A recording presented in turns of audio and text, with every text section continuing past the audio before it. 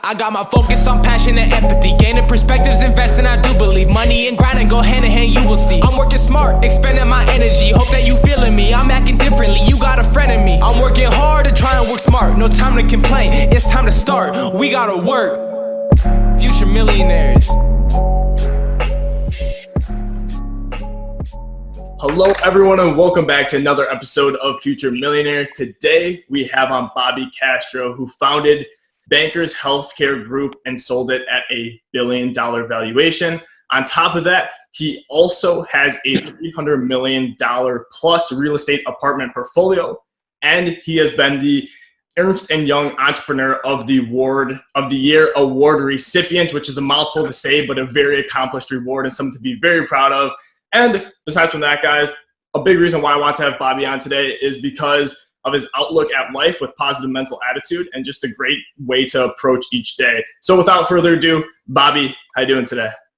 Thank you, Gavin. Thanks for having me, and appreciate it a lot, and looking forward to doing this podcast, and hopefully I can give you and your listeners value, and that's what I strive to do every single day, is to give more value than I receive. I know it sounds corny for most, but believe it or not, it has impacted my life financially, but more so how I feel inside. Awesome. Love it, Bobby. And I would love for you to really start by giving the listeners just a 60-second snippet of where you're at right now in your life and business, so they kind of know what Bobby is focusing on in today's current day. Well, today I sit on a real estate portfolio, and we have no investors. We never raised money for any of our apartments. They're $400 million today. Spits off nice cash flow. We focus on buying correctly, leveraging correctly. I have some investments in businesses. I have a substantial amount of invested portfolio as to all the money that Sophie and I have created. Last year in June 2019, we exited the company that we founded for $1 billion exit. So we're in a new chapter in our life. This last year was very difficult for me because I'm very passionate. I have a lot of energy. Yeah. My son's idea to really put me on social media and I love him so much for it. He's such a cool dude. Dad, you're all about giving value. All my friends pick your brain, this and that. And I think it's going to help you actually get through this process through BHG. Oh, Brandon, I don't know. Well, I sure enough agreed to do it for 6 months. Here I am a year later, still doing it in between some of my other efforts. And being on social media, I probably already made $3 million plus in investments with different entrepreneurs I met, which I was really shocked. Meeting them and really getting to know them and really seeing what the core value is. Because when you invest in a company or you start a company, Gavin, it's all about the jockey. You can have the best type of horse, the fastest horse, all that, but without a jockey to steer it, slow it down, speed it up, it's everything. So, it's an exciting chapter. I'm in my new office. My family, my son, my son-in-law, my daughter. It's a whole new thing for me, man. And I'm excited now to spend a lot of time with my family and give them some love. That's awesome. That's awesome. We'll definitely dive into more of those points, as we dive through the podcast. And I would also love to give the listeners a bit of a background on your early upbringing, because I personally find it very inspiring. And we have a young audience base here of people who are in high school to college age range on average. So with that being said, if you could dive into that and kind of enlighten us a bit on how you grew up and when entrepreneurship was introduced. Well, I was born in the Bronx in New York. I only got through the 9th grade. I failed at the 3rd grade. I quit school after the 9th grade. Back then, Gavin, it was junior high. Today, it's considered high school. School wasn't for me. I don't think I was a complicated child at all or a difficult student. I had a lot of questions because I have a hard time comprehending things. It's just how I'm wired. And I think a lot of teachers were frustrated with me. I would always ask questions, but I really didn't understand it. So I told my mom I wanted to leave school. She actually supported me, and she was a waitress full-time with 3 jobs, raising her 3 boys. My dad had me when he was 50. My mom was 27, and my dad had 11 kids before he met my mom. He had a lot of different ladies.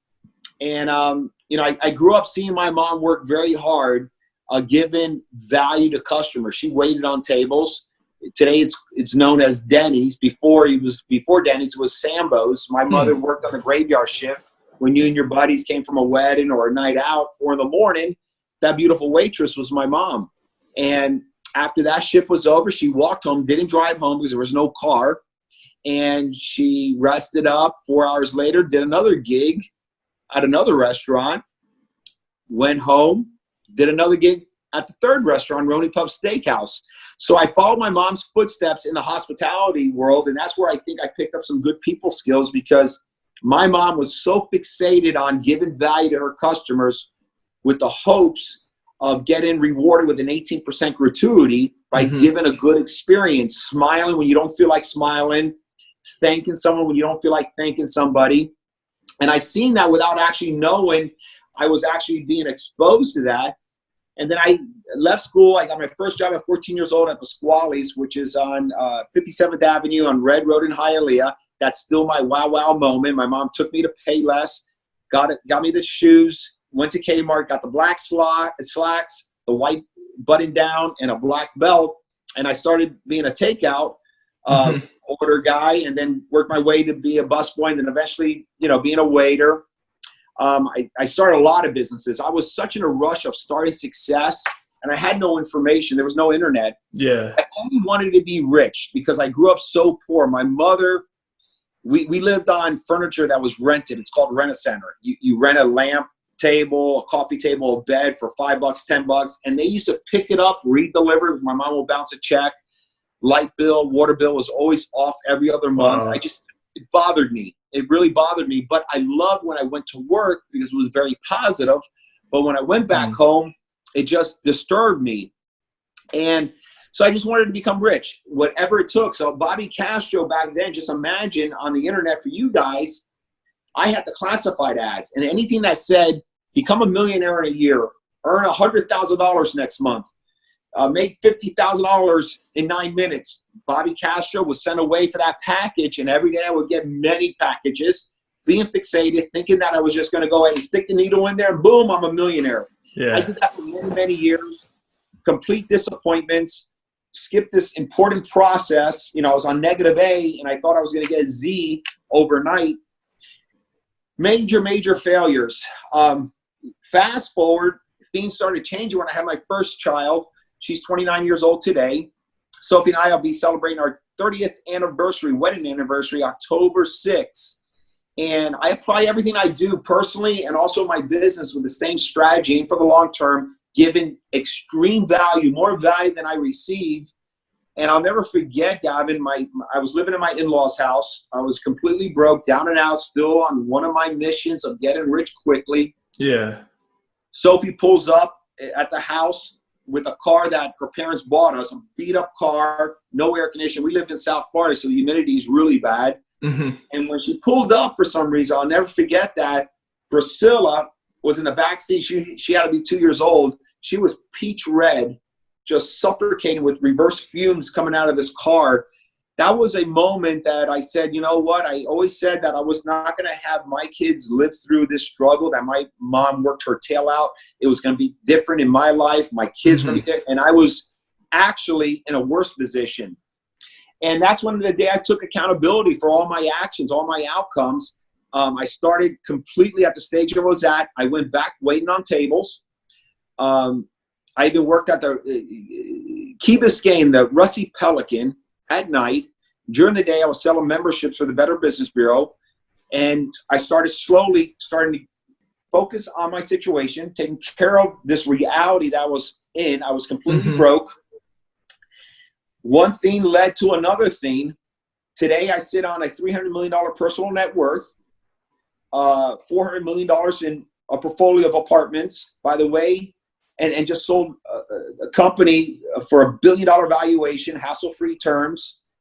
I did all that by raising no money, begging no investors, no loans, no nothing to get the money, of course. Yeah. For 1 penny at a time. I know that sounds crazy, and it shows you the power.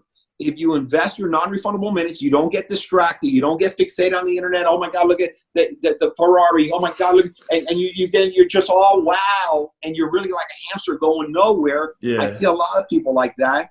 even more so, it's even more difficult now because this internet is very fast. It captures you. Mm-hmm. I came on social media to pass a message on a reminder of, you got to be extremely positive, because 99.9% of the times it's never going to work out like you think it will. That is when you really need to have a lot of PMA. I know it sounds corny. PMA, Bobby, positive mental attitude. I'm telling you, people ask me, Bobby, what worked for you? I tell them this, but it's too boring. It's not the fireworks. So I had to stay positive, dude, because I was so broke. I come from a big family with a lot of personalities, a lot of distractions, a lot of challenges, a lot of personalities. I had to completely change everything about me, my environments, my surroundings, what I read, what I listen to, even family members. As much as I love them, I had to give it for a moment in time, saying, listen, without telling them, I got to just take a little time out here, man. I got to get my crap right here. Mm-hmm. Friends, associations, because I'm accountable for all my outcomes. Every decision I have ever made and make, I have to be accountable for that. A lot of people don't fess up and surrender to that. They all want to blame the circumstances like the old Bobby Castro used to. I used to blame everything and anything other than myself. And I am telling you, it's easier today to make money versus when I started, because you have bona fide information on the internet, Google. You don't have to pay for nothing. You don't have to invest in nothing, because it always starts with you. Bobby, how do I get started? Start at the stage where you're at. What do you mean by that? You're broke. You're a whiner. You're a complainer. It's everyone's fault except your fault. You have to really confront the issue, and the issue is you. A lot of entrepreneurs try to pivot, skipping that very important process. I can give that old Bobby Castro $1 million. Here it is. He will screw it up because he's mentally not there, man. He's not surrendering to the fact that how I was able to scale, Gavin, was simply this, man. I was not the smartest person. I surrendered to that. I used to have this ego, always knowing it all, control freak. I was good at certain things, very good at certain things, horrible at other things. I focused at the things I was really good at, and I got other people to compensate all the stuff I was horrible at. And when you do that with good people skills, to be able to recruit them and convince them and saying, hey, man, you want to come along with the ride? Because you have to have a model to make others successful, to make you successful. Yeah. I learned years ago, you know what? I'm never going to get it. I am a ding-dong at this, that. But what if I can get another Bobby that is excellent at that? What if I can convince him? So I used to convince them to come along with me, but it never worked out. And that's where the good intentions with no motives, they read right through me. They didn't believe in me. When you surrender and you now are ready, saying, okay, there's no motives, there's no hidden agenda, it's pure good intentions, you'll be surprised people feel that. And I see so many people out there trying to pivot, and they're not pivoting because they haven't really surrendered to what I just said. And I don't care if you start with 10 million, I don't care if your father gave you, my son, I can give him as much money as he wants, or as much money I can afford. If he's personally not ready, because you are the best freaking asset, there's only one of you. And if you're not ready, set, go, and when preparation is prepared and it meets opportunity, magic happens. But if you're not prepared, I don't care what opportunity you run into, it's never going to take off. That was okay. No, that was great. And I feel like there's tons of valuable insights, and I want to dive further into some of the points you made there. So one of them was, I feel like this is one of the key points that really led to your success, was your transition from your work ethic that you previously had, and the old Bobby, and the transition from that Bobby to the Bobby that has a work ethic where he views minutes as non-refundable. And because I feel like a lot of young people right now, it's really easy to come home, especially if you're raised in, a nice house and, you have an Xbox and just want to play that. But for you, it sounded like your enjoyment was at work and you really kind of fell in love with the process. And I just want to hear more about how you made that transition so cemented in your being. Yeah, I love it. And that's why I say I think it's harder for a lot of young people today, because I think if you were broke like I was and you were struggling, you were on government assistance, your parents were just surviving just to make ends meet that week, you probably have a better shot to be successful, because I was one of those kids. Because when you're opposite, you have a kid that has the Xbox, you have a beautiful house in a suburban area, you have this, you have an uncle you can go work for if you need to go work for. You have all these options. Even though they're not big options, they're options. It's harder for young people because you fall stuck in this comfort zone and you're never going to really attack. As much as you say, yeah, I'm going to do it, I want it. I think the kids, Bobby Castros, that are really struggling. That's why my heart's with a lot of people that are so unbelievable broke in tough neighborhoods. And I tell them, Gavin, guys, you have a better shot than that kid that's living in the suburban areas that have options. Do you realize that? And they look at me and they don't get it. But if you have to dig deep down inside you to realize that. Now, if you're that kid in the suburban area that I just explained, you have to actually dig deeper to say, oh my gosh, I am in a real disaster pain. I'm never going to get it unless I get away from all this. If you're not broke, go somewhat broke and get off of this dependency of living with your mom, having these options, having all that.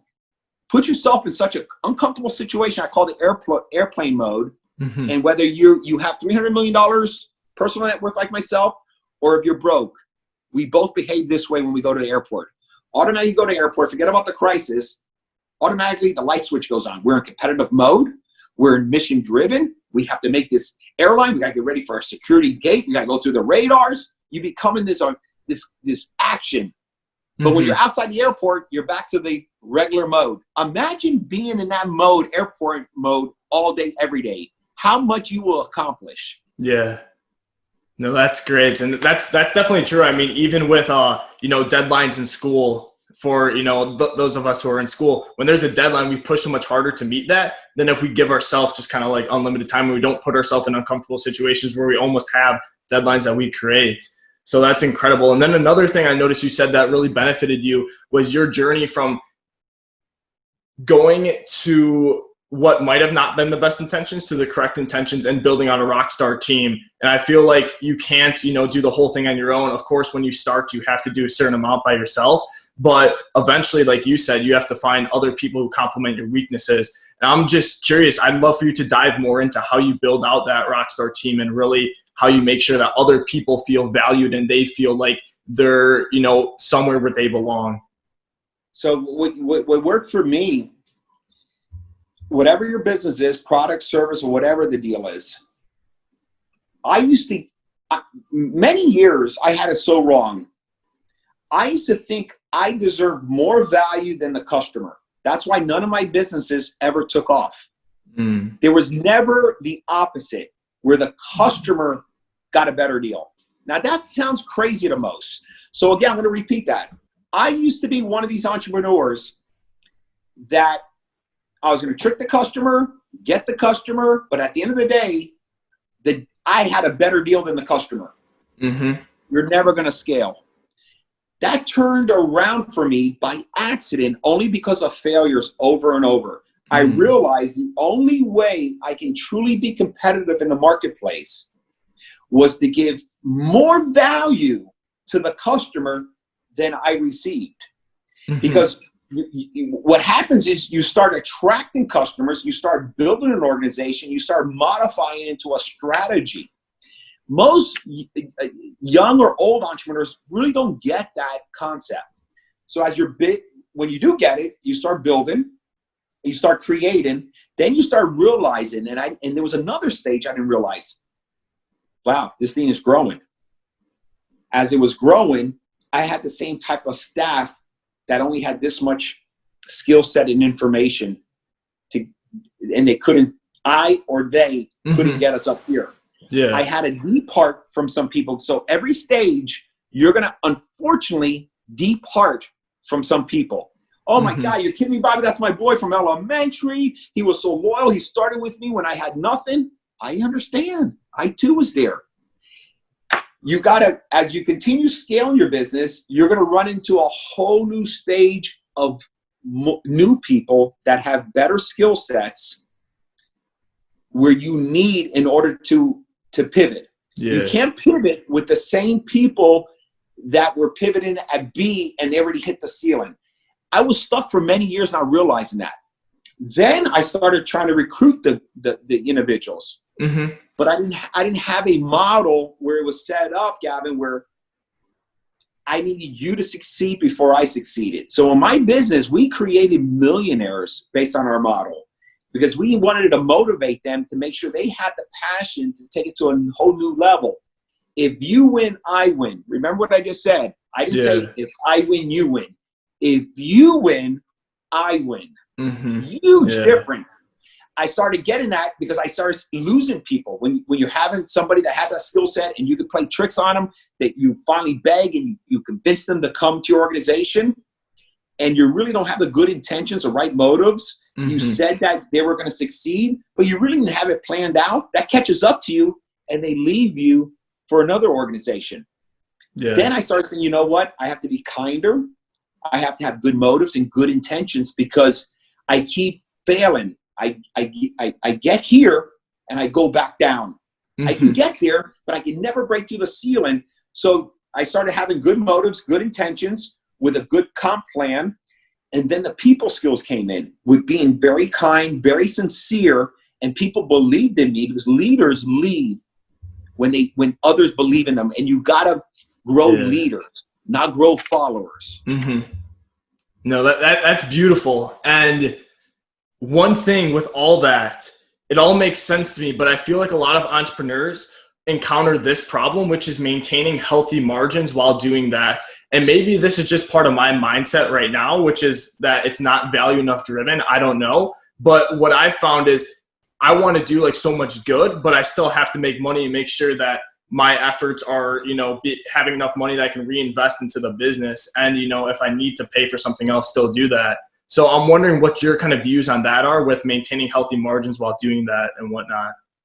I'm a big believer in big margins and how I was able to get big margins. Before, I was always a believer in big margins. Mm-hmm. I was not able to attract the customers to buy my margin because I was not giving them more value. Customers always want more value. So I never compromise margin. You need to have margin. Okay. And if it wasn't for margin, 0809, I would have been out of business. 0809 was a financial crisis, and we survived it because of margin. Mm-hmm. Today, that company will continue surviving this crisis because of margin. And the reason a customer pays handsomely is because you give value. So if you're an entrepreneur and you're just giving it away, building, you have a lot of customers, but you don't have resources, means the economics in order to grow. You need capital to grow. We never borrowed money, by the way. It's been a debt-free company. Never borrowed money because the margins were very heavy. We managed it correctly. Yeah. I surrounded myself with really wealthy knowledge. And I started scaling, going back, how do I give this customer more value than I receive? Because if I do, he or she will pay for it. Mm-hmm. And if you ask your question, what does a customer want? How much back? That's why I'm all about, Gavin. Through this podcast, anything I do, I want to make sure I give you more value than I get. No matter what I do, I can make love to my wife. I want to give her more value than I get back because I know I keep getting rewarded. I know it sounds corny, maybe a little off the chain. All you need to do to get there slowly, and you'll figure it out, your listeners, whatever you do, personal, business, whatever, give more value to the other party than you receive. Oh, I can't do that, Bobby. You have to be a freaking idiot. Okay, then you're not going to become wealthy. Yeah. So in your business, can you give us an example, like real tangible example of how you maintained healthy margins while still providing a better customer experience and giving that value? I'm very intrigued to hear about that. So say, and this applies to a lot of different products and services. Mm-hmm. Say your product is this, and you're selling it for X. Imagine increasing the price point for this, but you're just added services to it without charging for those services. It's already built in the margin. So your margin is $5. Now your margin is going to increase to $7, but you're going to throw in so much additive value on top of that the customer is getting by far a better deal, but you're acquiring a customer, and now you just Still got your $5 margin because a $2 margin was already paid for with the additive value. Yeah. Okay. You I know? get what It's you're just saying. like real estate. You know, I love real estate. Real estate's a value add. So when you buy an apartment building, I just bought a 472 unit apartment building. Mm-hmm. And you always, real estate, you want to buy on the buy. Yeah. The objective of real estate, you want to buy this apartment building, and if you add value to it, increase some units, polish it up, increase the rent, valuation goes up. No different in private equity or any other business. If you add value to it, it increases in value. That's how I was able to exit for $1 billion. And I'll tell you a quick story. Before the $1 billion, there was a couple slices. One day we get a knock. Want to buy 30% of the company, invest, be a passive investor based on $250 million valuation and wire $75 million in cash. Sounds good. Yeah. Okay. Let's see if it actually closes. Well, it closed. Why would someone do that? So you do the research, you do your Google. I keep bragging about Google. Why would someone do that? All along, I'm paying attention to my business over here, but they were buying this. They were buying this area of the business, not this area of the business. I was so fixated thinking that we were rocking and rolling, doing good, and we were making money. No reason to pay attention to anything else. Keep fueling this. Yeah. But all along, the market wanted this, but I was distracted. So, good. They stole it. Good for them. 11 months later, we come knocking. Hey, you have first right refusal. We want to take another 19% off, still control and own 51% of the company, but you have the first right refusal. Would you like to buy 19%? Absolutely. Awesome. Well, it's going to be based on $600 million. Oh, you're crazy. That's 11 months. I know. Because what we did was we stopped getting distracted and we started paying attention. So what we did here, Gavin, we fueled this. Now, in 11 months, took it to 600 million. 36 months later, took it to $1 billion. It was worth 1.4, but the hassle-free. So, you know, that coincides with what I'm saying. Okay, no, that's great. I know we're wrapping up here, Bobby. So I have a few questions I like to ask all my guests. And those questions are, what is advice that you hear often, but you personally think is bad? Because like you said, with, you know, social media, there's tons of different opinions. And I'm wondering what yours is. I totally disagree with the following. I understand it. Do what you love. Now, I love boating. I love sandbarring. I don't think I could be worth what I am now if I was just boating. So don't do what you love. Fall in love with the process so you can do what you love. I love that. No, I know exactly what you mean. It's key. And then the last one here is, you know, even with all the success you've had as an entrepreneur and person in your life, there are clearly shortcomings that we all experience, whether that be in our life and business. So I'm just wondering, what is one thing that you are still really looking to improve on, either in your life or your business as of today? Being kind to others, no motives, only good intentions, having a positive outlook no matter how dark it is. Today, we're going through some stuff in this country. And if you look at things in a positive way, in a beautiful way, and just be kind to all, kindness is so powerful, Gavin. It will win every negotiation. It will close every sale. It will change your life forever. Thank you so much, Bobby. It was great having you on. Where's the best place for our listeners to follow up with you at? The Instagram is official Bobby Castro. And my son created it, man. And I'm doing this for a moment in time. No motives, good intentions. You know, I'm meeting some awesome people like you. I know you interviewed David Meltzer, which he's such a beautiful person. I love hanging out with him. So you are surrounded. You are on the path. You don't even freaking know it yourself, dude. I appreciate it so much, Bobby. It was really amazing having you on, and I know everyone appreciated the value drop today. Thank you, my brother. Much love. Yo, what is up, guys? Just finished up the episode with Bobby. Super grateful for him hopping on. Great episode. A little shorter, you know, we had a 30-minute window that he was a busy day, had to fit it in, but super appreciative for him for coming on the show. Dropped tons of value. I'm sure you guys got lots of different values, and I want to really go over the top 3 things from that episode that I thought the key takeaways were, starting with number 1, which is it's boring, not sexy, right? Call it boring, call it grind, call it whatever you want. The thing is, a lot of times, like Bobby was saying, you see on Instagram the glam, the glitz, the flair, and that's Instagram. That's not life. The formula to success really isn't that complicated. It's not like when you go on these podcasts, it shouldn't be looking for a secret tactic that's never been shared. Sure, the tactics and whatnot are definitely part of it and they help. Like if you don't know the tactics, it's whatever, but you can find that stuff on the internet. Where it's hard on the internet is really finding what's good information, what's bad, which is, I guess, another advantage of the podcast, talking from people who have made millions of dollars and they know their shit. But yeah, it at the end of the day, I mean, it's kind of like working out in the sense that you're not going to get ripped overnight.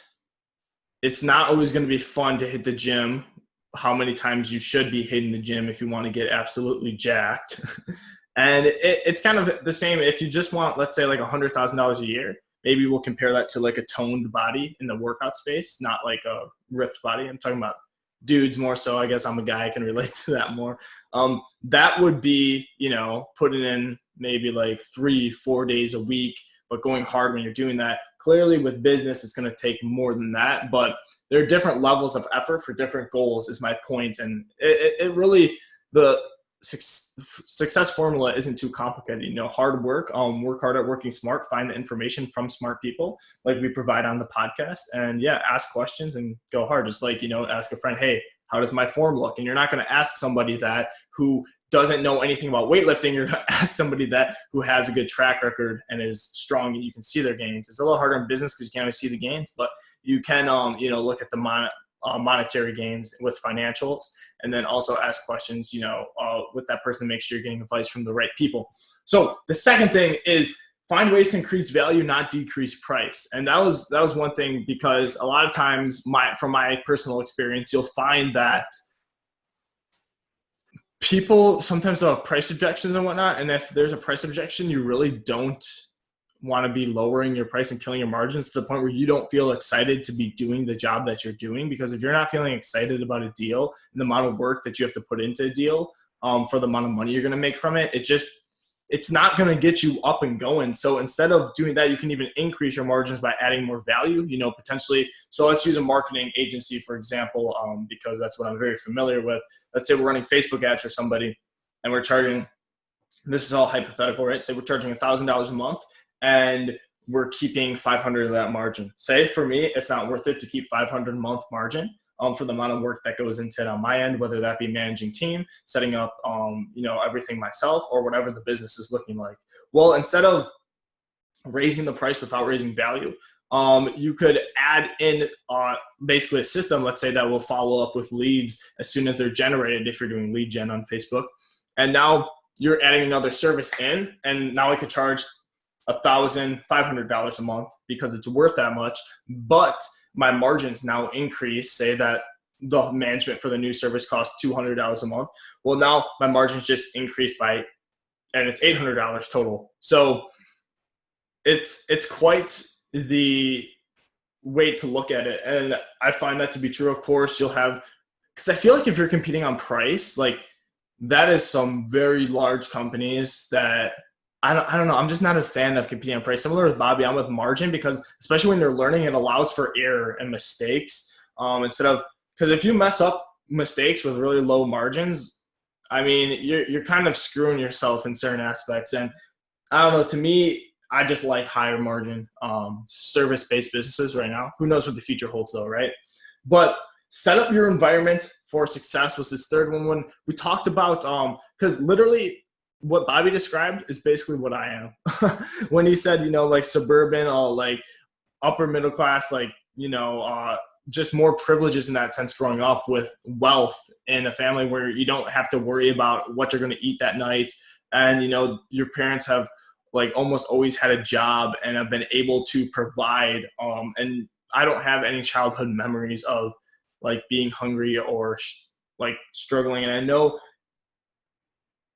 my parents may have hid some of that a little bit growing up, which, I mean, props to them, I suppose, for not making me nervous and whatnot as a person in elementary school. But I never had to worry about any of that. And then, I mean, in 5th grade, I would come home and I would play Xbox with my neighbor Paul. Shout out Paul. Until gosh, what time? I mean, we would just play that shit like it was going out of style. Really until, I mean, not even that long ago, really, did I stop, like, I mean, when I say not that long, I can't put a finger on it, but sometime in high school, I think towards the beginning of high school, but even then, still wasted some time. Basically, what he's saying with non-refundable minutes, like, if you can invest those non-refundable minutes in something you're passionate about, and like Bobby said, it may not be something that, here's what he meant, a little clarification when he said don't follow your passion. He meant, like, say if my passion is dogs, instead of saying I want to be and this is this kind of lifestyle you want to live, it really depends for what you want, right? But this is what Bobby meant, is instead of being a veterinarian, right, what you would do is you would make a lot of money in something and you'd fall in love with the process of whatever that is, trying to get good at building a real estate portfolio, right? And you would then, when you have that money, do stuff you're passionate about too, because now you have kind of like a nest egg that's feeding you. It's an asset that's putting money in your bank account that you've built up over years. You fell in love with that process, so you really enjoy that, and now you can do things that you enjoy because you have financial freedom. And yeah, just to let you guys know too, we didn't get to this, but Bobby, to give you a little bit of background, he started his real estate portfolio after he made a lot of money in his business. He reinvested it into real estate. And that's one thing I know from consuming his content that he encourages, is not to go straight into real estate. I mean, there are people who have done that and succeeded, so I'm not saying, like, there are people who've done almost everything and succeeded. So really, if you want it bad enough and you're willing to put in the work and you're willing to work differently and smarter and seek information from reliable sources and act and implement that, I mean, that's game over, right? So yeah, I really appreciate you guys. And before I wrap up, to finish up the environment too, like Bobby said, getting out of the comfort zone and putting yourself in something that's really uncomfortable. I am personally really struggling to do that. It's such a big jump, and it's scary. I'm not gonna lie. It's scary to think, like, okay, I'm gonna go rent out my own apartment. I am going to pay for every single thing on my own, like whether that be my food. You know, if a car breaks down, I don't get any help from my parents repaying that. All that. And I know some people are already at that stage, and props to you guys for sure. Just being transparent. I'm not, like, I still get, like, I'm living at home right now in the summer. My parents are feeding me basically every day. Like, I haven't paid for food. You know what I mean? So there's tons of stuff like that that's still relevant. And I mean, unless I like go out with friends and eat something, but yeah, so I'm really thinking about making that jump, guys. It's scary. So I want to just be transparent on that. It's not like it's easy for me to be like, yeah, I'm just going to do. No, it's a huge change, and it's unknown, and unknown is scary, but I'm all about getting uncomfortable. So I'm really thinking about that, weighing it out, and how we can do it in a smart manner, not just stupid. And like, there's a certain way to do stuff, basically, is my point. But I appreciate you guys so much for listening, and I hope you have a great day. Please make sure to leave a review if you haven't already. Really, it's kind of confusing, but you just tap on the name of the podcast, and then sometimes you have to hit it again, scroll down, and yeah, 5 stars if you enjoyed it, 0 if you fucking hated it. Excuse my language. But yeah, really appreciate you guys, and please DM me any messages on Instagram if you have any questions or comments, and feel free to follow up with Bobby at his Instagram, official Bobby Castro, or if you want to learn more about him, head over to his website. So I hope you guys have an amazing day, and you're all taking care. Peace.